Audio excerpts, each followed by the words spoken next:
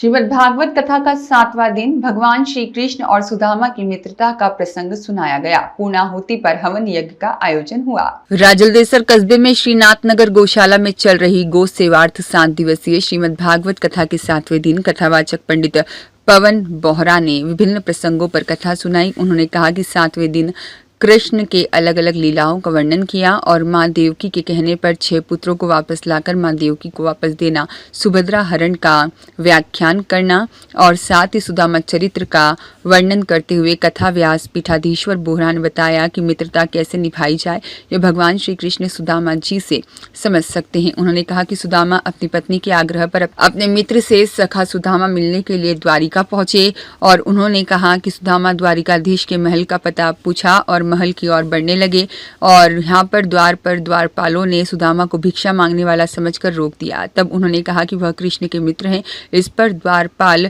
महल में गए और प्रभु से कहा कि कोई उनसे मिलने आया है, अपना नाम सुदामा बता रहा है। जैसे ही द्वारपाल के मुंह से उन्होंने सुदामा का नाम सुना, प्रभु सुदामा सुदामा कहते हुए तेजी से द्वार की तरफ भागे। सामने सुदामा सखा को देखकर उन्होंने उसे अपने सीने से लगा लिया। कथा की पूर्णाहुति के बाद हवन यज्ञ का भी कार्यक्रम आयोजित किया गया। इस अवसर पर मुख्य यजमान नोपा राम नाई, सागरमल भंवरलाल नाई, महिला कार्य समिति अध्यक्षा शांति देवी पुरोहित, पवन बोथरा और साथ ही पुष्पा देवी, पवन शर्मा, ज्ञाना राम, सुभाष नाई, मेना देवी, रामधन पांडे, बजरंग लाल भाटिया, पूनम चंद्र गर्ग, साथ ही में राजकुमार शर्मा सहित अनेकों श्रद्धालुगण उपस्थित रहे।